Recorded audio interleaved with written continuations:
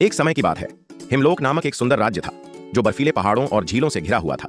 वहां की राजकुमारी चंद्रिका असाधारण थी। उसकी त्वचा चांदनी जैसी चमकती थी और उसकी आंखें रात के आसमान की तरह गहरी थीं। कहा जाता था कि जब वह हंसती तो तारों की रोशनी और तेज हो जाती। परंतु चंद्रिका के जन्म के समय एक भविष्यवाणी हुई थी। जब राजकुमारी का 18वां जन्मदिन आएगा, उसे एक काले जादू से गुजरना होगा और अगर वह अपना असली साहस नहीं दिखा पाई तो हमेशा के लिए अंधेरे में खो जाएगी।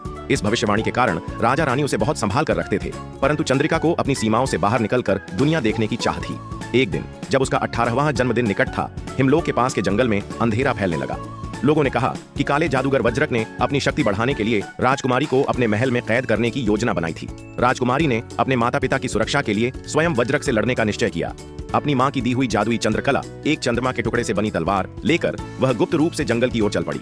वहां उसकी मुलाकात हुई एक रहस्यमयी सफेद भेड़िए अरुण से।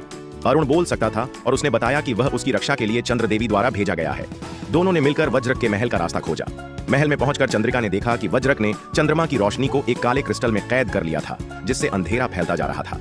वज्रक ने चंद्रिका पर वार किया, लेकिन उसने चंद्रकला से उसकी काली शक्ति को काट दिया। परंतु वज्रक को हराने के लिए उसे अपनी आंतरिक शक्ति पर विश्वास करना था। चंद्रिका ने अपनी आत्मा की रोशनी को महसूस किया और चंद्रकला को आकाश की ओर उठाकर कहा, चांद की शक्ति मुझ में समाहित हो। अचानक तेज प्रकाश फैल गया और वज्र की काली शक्ति नष्ट हो गई।